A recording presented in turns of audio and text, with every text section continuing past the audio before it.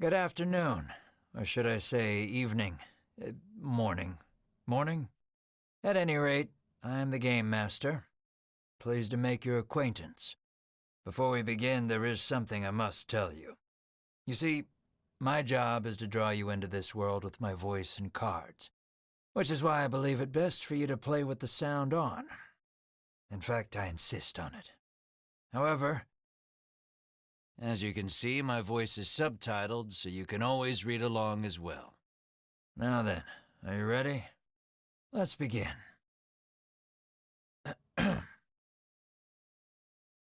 Welcome to Voice of Cards. You are about to take the first steps of your adventure. Through a realm of sword and sorcery you will travel, battling bloodthirsty monsters as you strive to realize your ambitions. I have every faith you will accomplish great things here. I am merely a witness to your exploits. Now then, your departure draws nigh. May your journey be a safe one.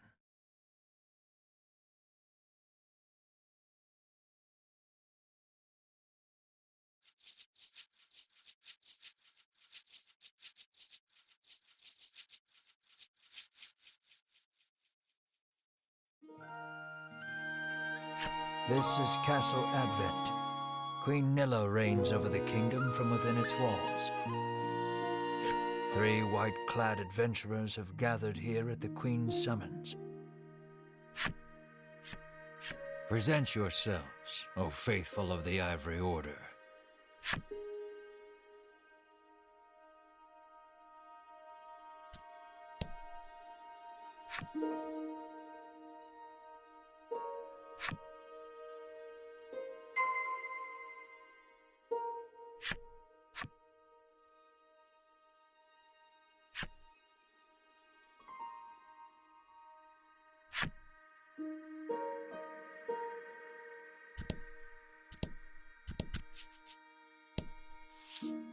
From upon her throne, the Queen regards the adventurers.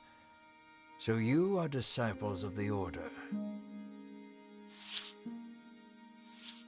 The youngest of the 3 steps forward. She holds herself with well-born grace. I am Winifred of the Ivory Order, Your Majesty, she says. I lead this fellowship. She bows, glancing to her 2 companions.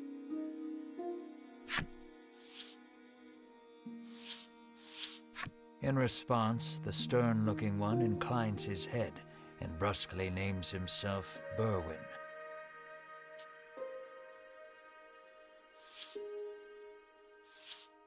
The older man is the picture of courtesy as he genuflects and introduces himself as Hedwin.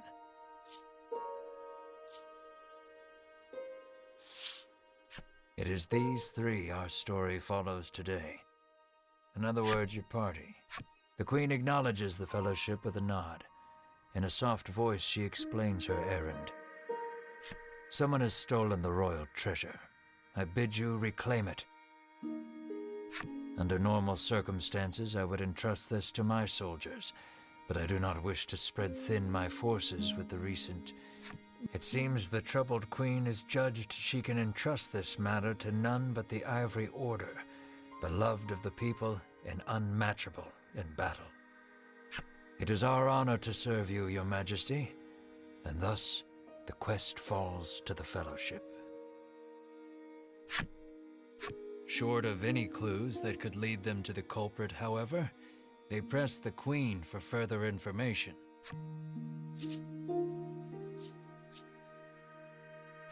The Fellowship asks the Queen if she knows anything about the thief. The Queen says witnesses might be found at Nexton.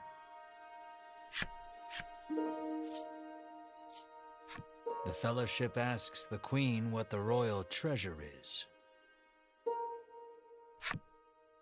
The Queen describes a bottle containing a certain liquid. Without it, she trails off, but the desperation in her voice suggests its loss could spell disaster for the kingdom. Usually, one would expect recompense for this sort of undertaking, as demanding a reward would go against the tenets of the Ivory Order. You hold your tongue. The Queen, however, has already said she will reward the Fellowship with whatever they desire. It seems the royal treasure is just that important. Pray tarry no longer here.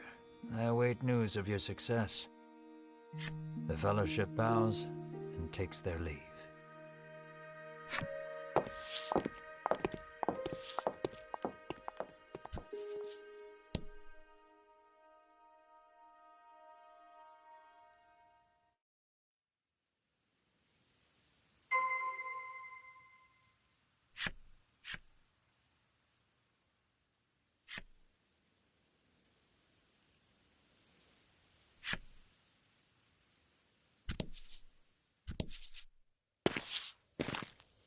We can waste no time finding the treasure.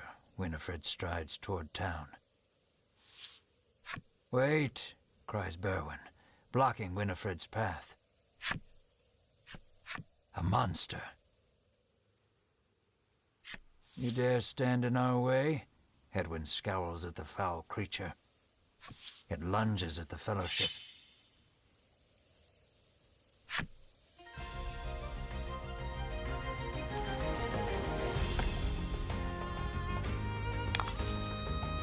Don't hold back.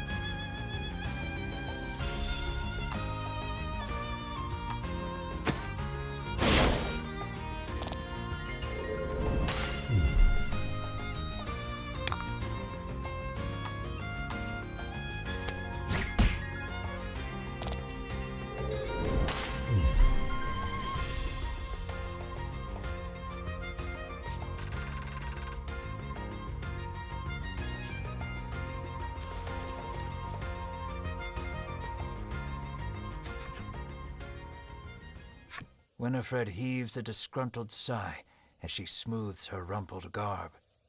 Showing no signs of weariness from battle, Berwin silently wipes the monster's ichor from his weapon.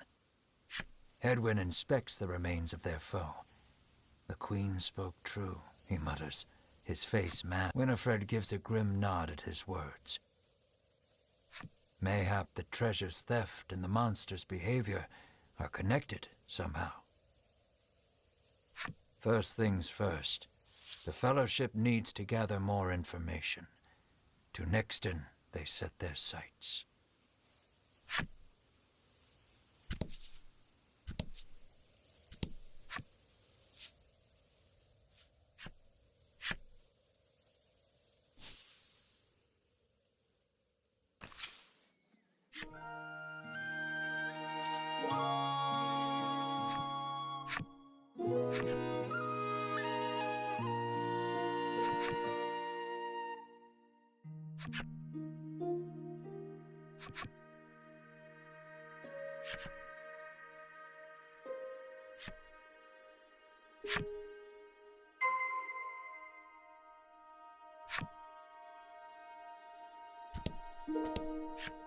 How may I help you? The proprietor inquires.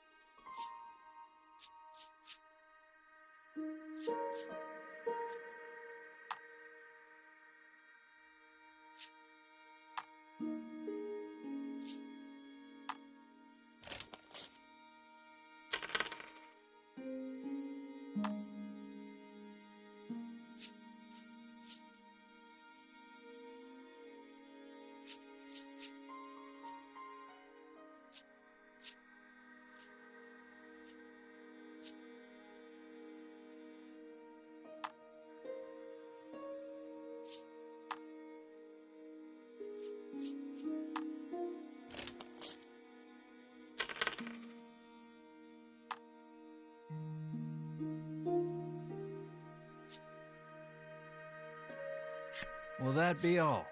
The proprietor asks.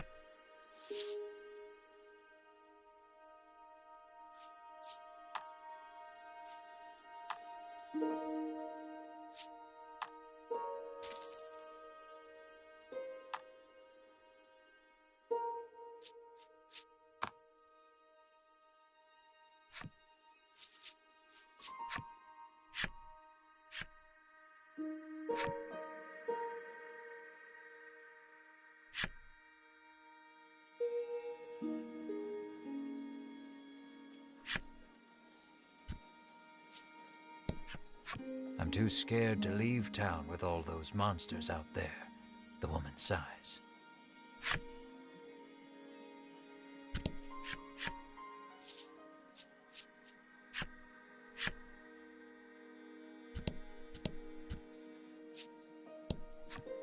Welcome to Nexton, hails a man.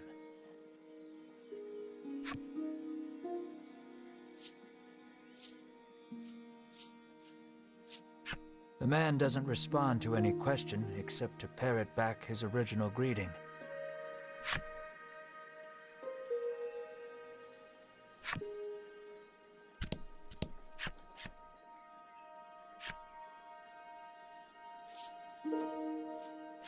The Fellowship asks if he's heard anything about the theft of the royal treasure. The man's eyes widen. He leans close to Winifred and whispers something in her ear. Welcome to Nexton.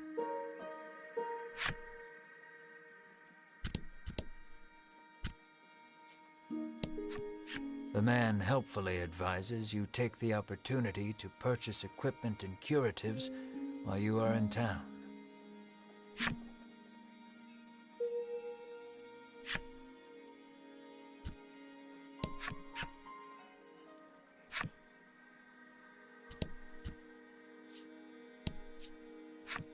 A woman sits hunched over by the side of the road.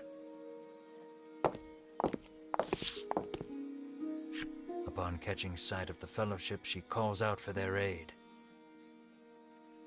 She's sprained her ankle and needs you to take her to the nearby apothecary.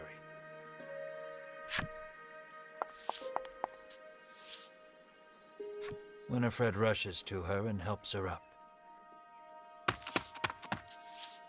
Berwin lifts the woman onto his back, and the Fellowship sets out in search of an apothecary.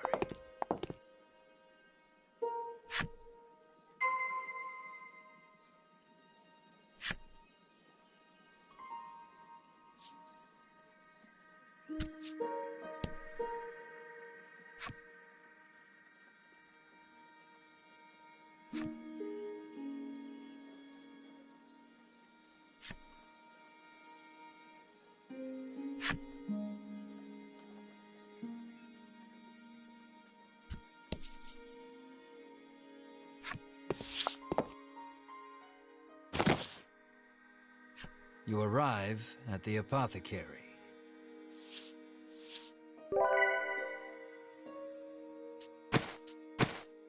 After taking a curative, the woman begins hopping up and down. Nothing holds a candle to Ivory Order medicine, she beams.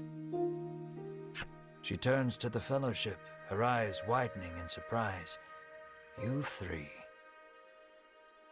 It seems she's only now realized the Fellowship are disciples of the Ivory Order. The woman takes each of their hands in turn, thanking them for their service. The Ivory Order is famous for providing medical supplies throughout the realm, and indeed the wider world. Every smile the Order brings to someone's face makes Winifred proud to be a disciple.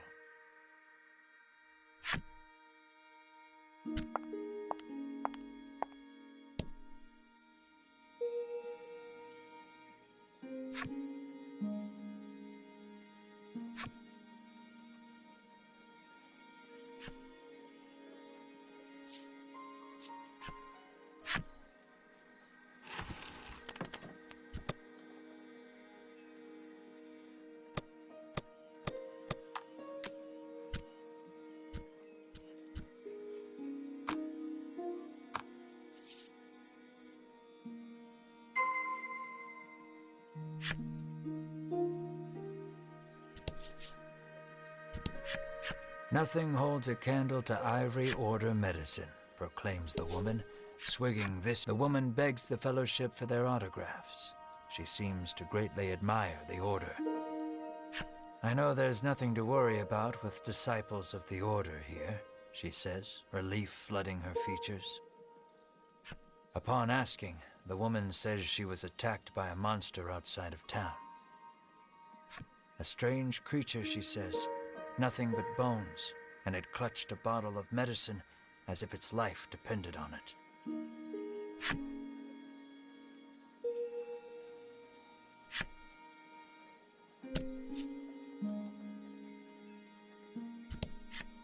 The man claims he saw a suspicious someone leaving the castle grounds carrying what looked to be a medicine bottle. He didn't get a good look at their face, but says they were nothing but skin and bone. The fellowship thanks the man for the useful information.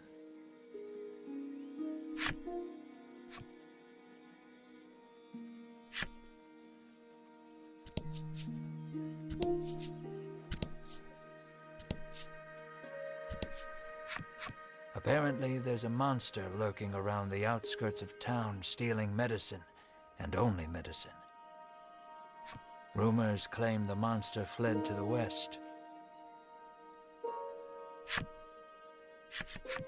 Thanks to the information gleaned from the townsfolk, the fellowship is all but certain of who has stolen the royal treasure. The first clue was the Queen's description of the treasure, a small bottle containing a certain liquid. Then there's the bony figure seen fleeing town, the skeletal monster clutching the bottle of medicine, and the monster that fled west. From all that information, the fellowship distills the thief's true identity.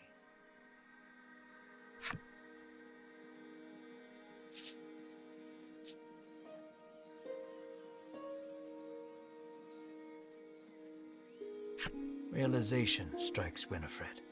I know who our thief is. The monster made of bones, Hedwyn interjects. The one that fled west.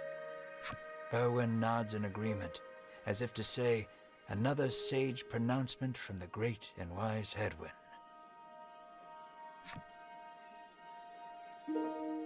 Winifred clears her throat, proclaims that the fellowship shall head west, out of town, and walks off.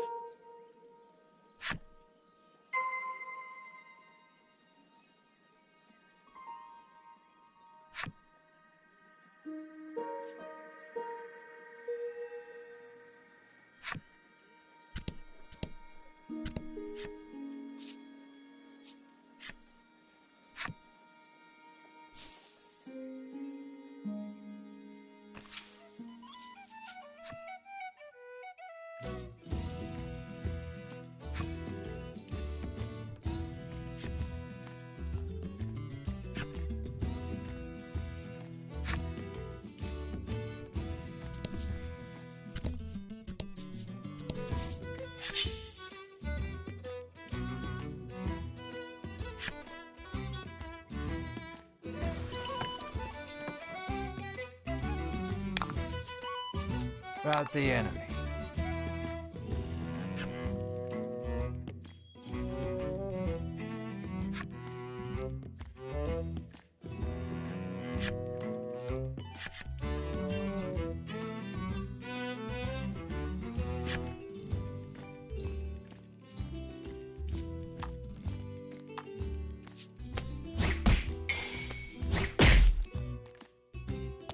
That was lucky.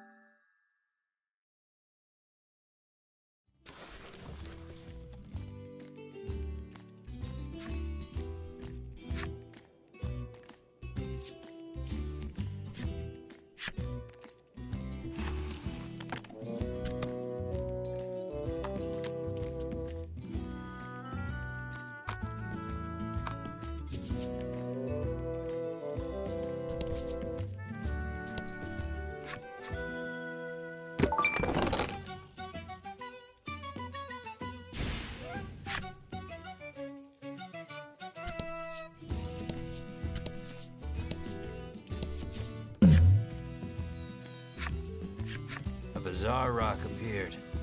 It seems primed to explode.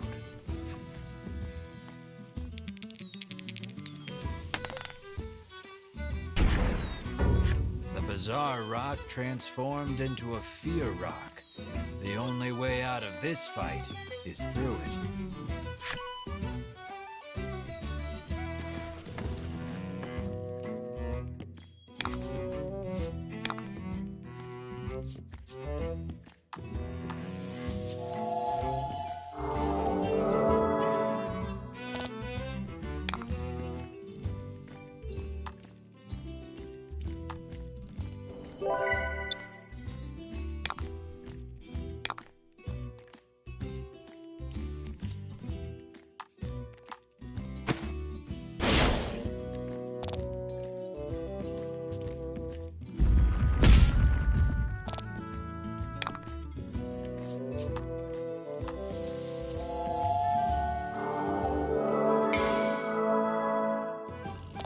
That was lucky.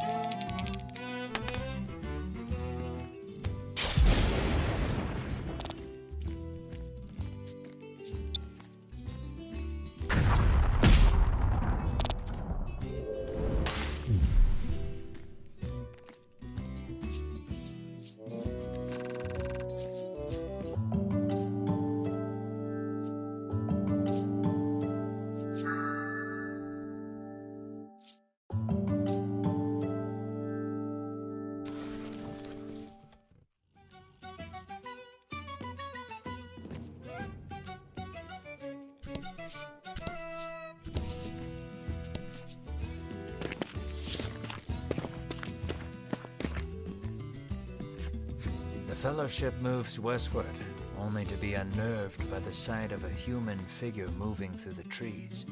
The presence of large packs suggests a traveler.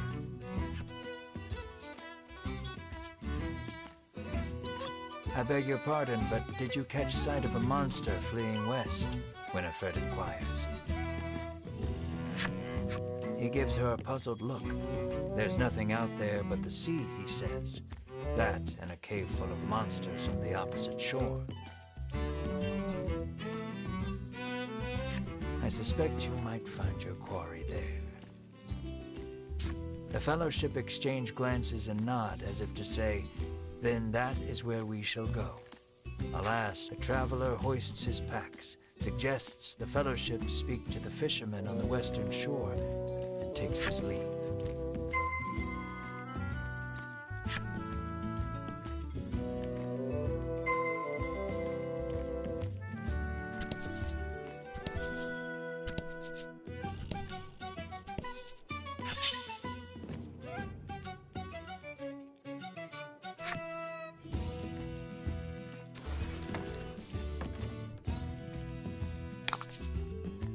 And fight.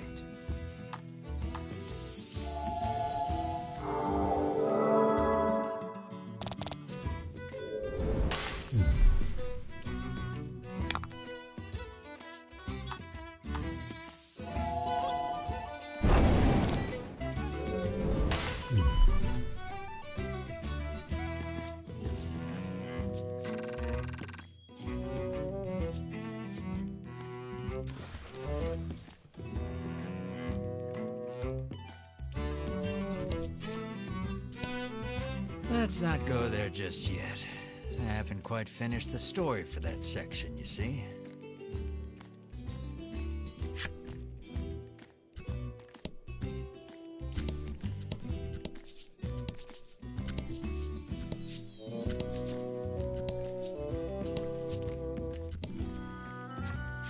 Fellowship comes upon an anchored ship. Close by, a fisherman of exquisite physique hauls a net out of the water, his muscles rippling. This is no time for lustful reverie. Winifred races to his side and asks that he give the Fellowship safe passage aboard the ship. That vessel is cursed, the fisherman mutters, trembling. Night after night, it leaves port without a soul aboard, headed I know not where. Come morning, it is once again anchored here. This, to the fisherman's mind, is the result of a curse. His head drops into his hands. With but a single dispeller, I am certain I could lift it and sail away. Alas, the Fellowship find themselves without any dispel. They resolve to return to Nexton and find some.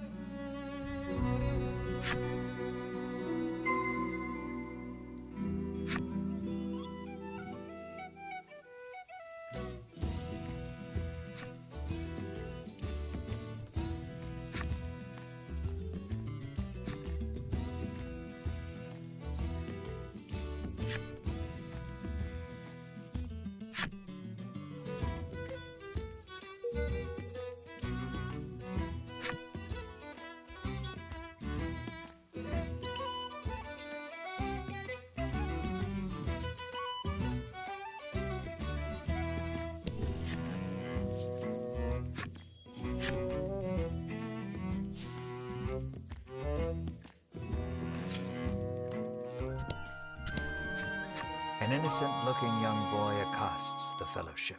Want to play? In this parlor, you can play cards. The child rambles on, wheedling you. I'll give you this if you play with me.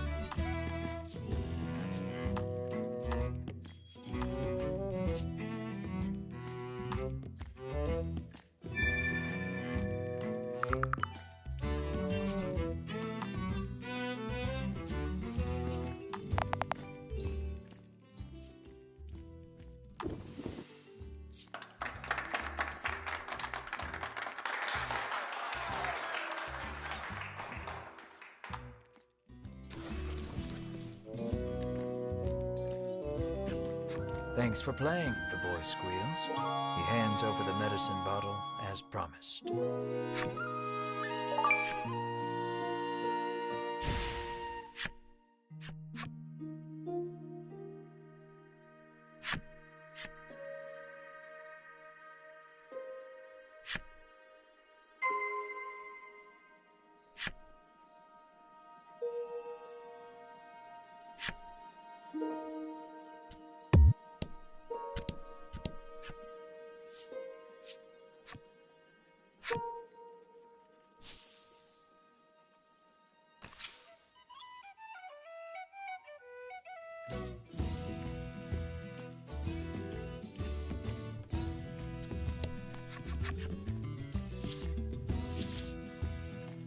Winifred hands the despairing fisherman a dispeller and asks again for safe passage to the cave beyond the sea.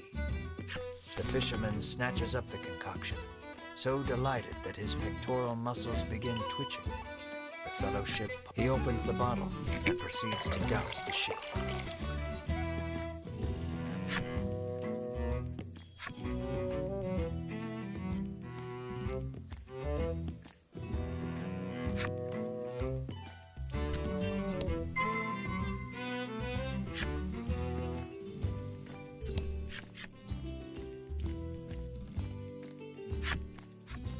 Are you ready to set sail for the cave? The fisherman asked. Let's shove off then. He beckons you aboard.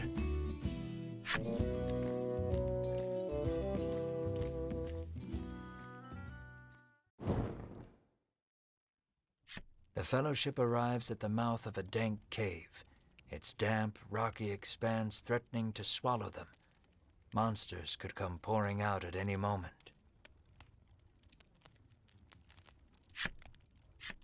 The fisherman has anchored the ship in the cove. Come back here when you're ready to return to the mainland, he says.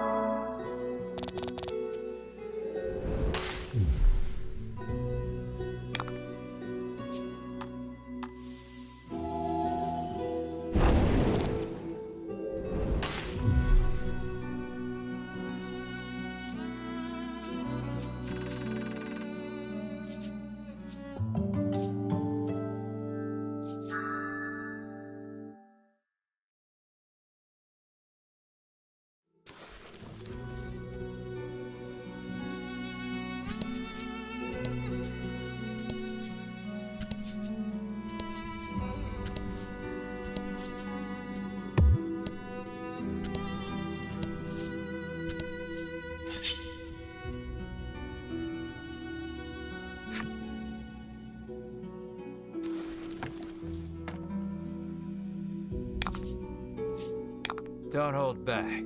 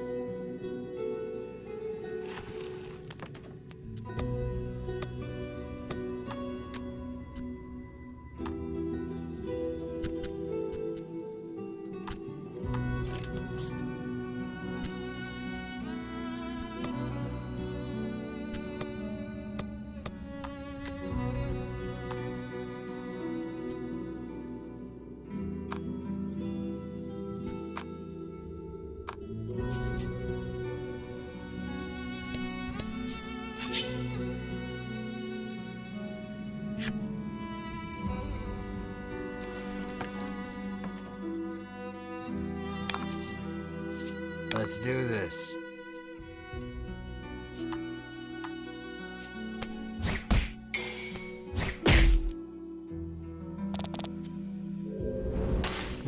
Nice work.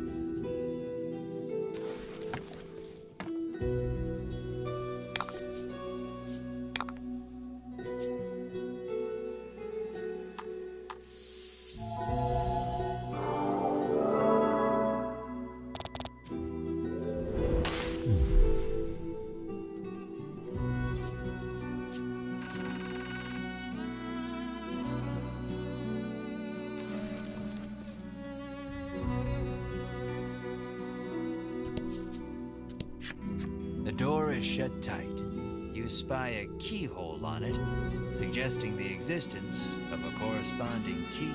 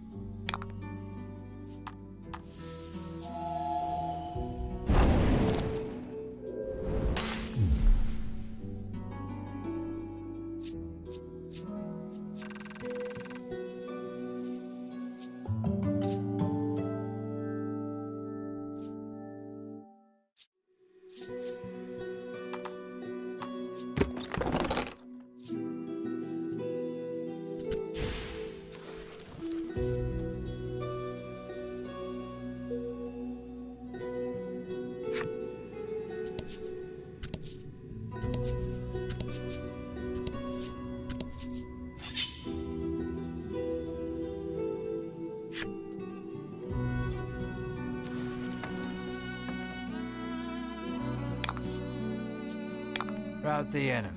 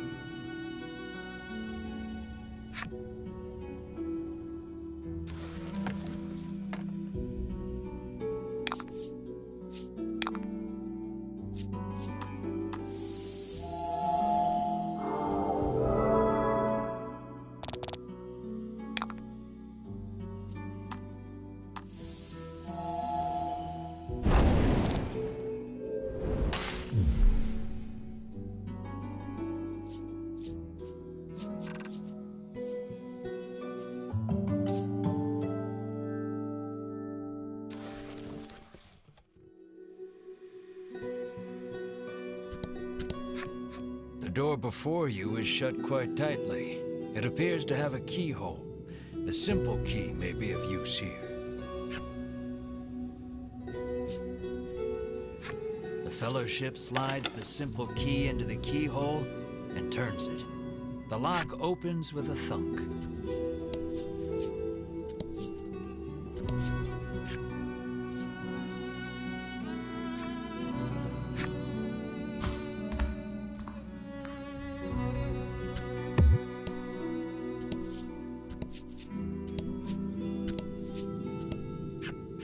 An iron door towers before you. It has rather conspicuous handles.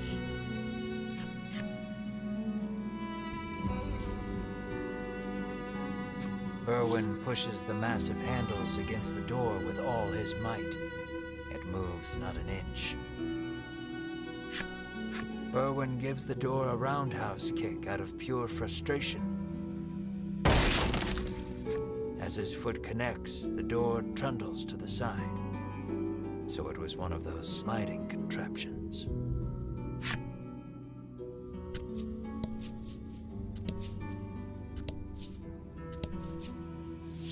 Something leaps out at the Fellowship from the darkness. Winifred deftly parries the attack with her staff. Edwin looks fondly at Winifred, only to have his reverie interrupted by Berwin's cry of, "It's coming back."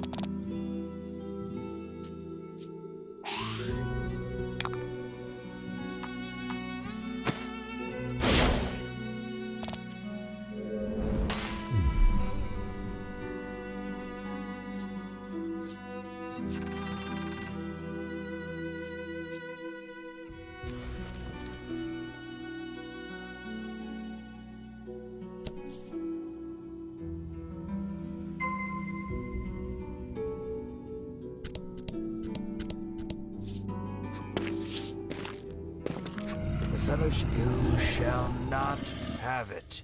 A voice. The Fellowship warily eyes their surroundings as several somethings leap out of them.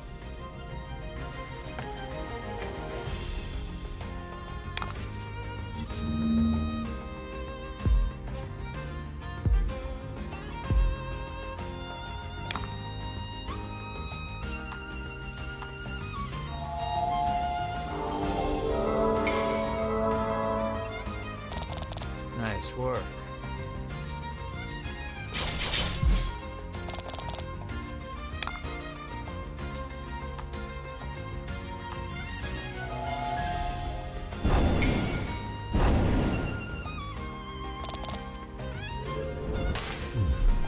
Fortune favors the bold.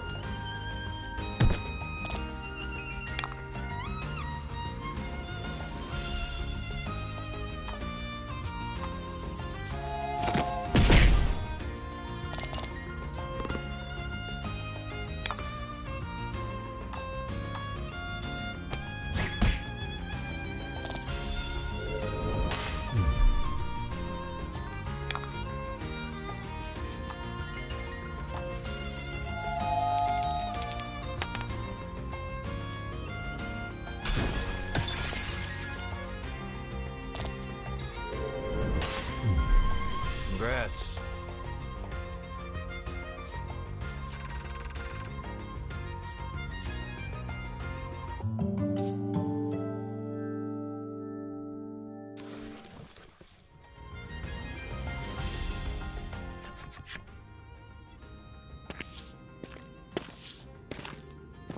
Winifred neatly steps through the fiend's remains and opens the chest. Inside is what appears for all the world to be an ordinary medicine bottle. At last, the royal treasure is in safe hands once more, Hedwyn sighs. Winifred and Berwin nod in agreement.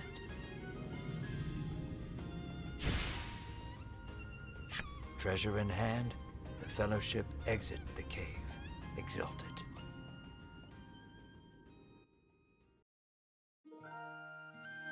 In time, the Fellowship find themselves before the Queen once more.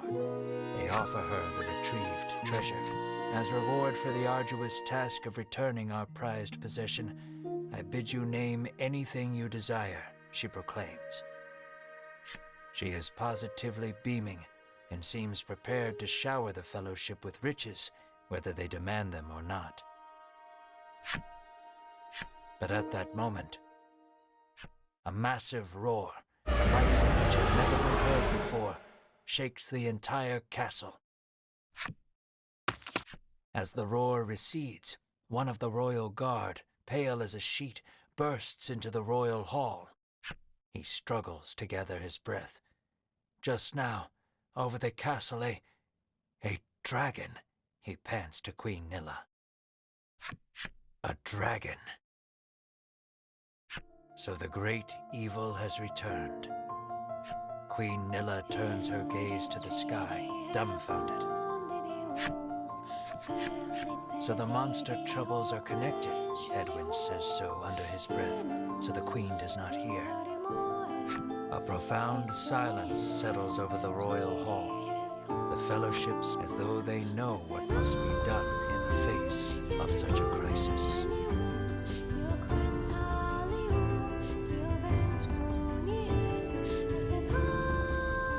What will become of the land now that the dragon has returned? I'm afraid that will have to wait. We're all out of time for this portion of the adventure. Don't you worry. We'll continue the tale another time.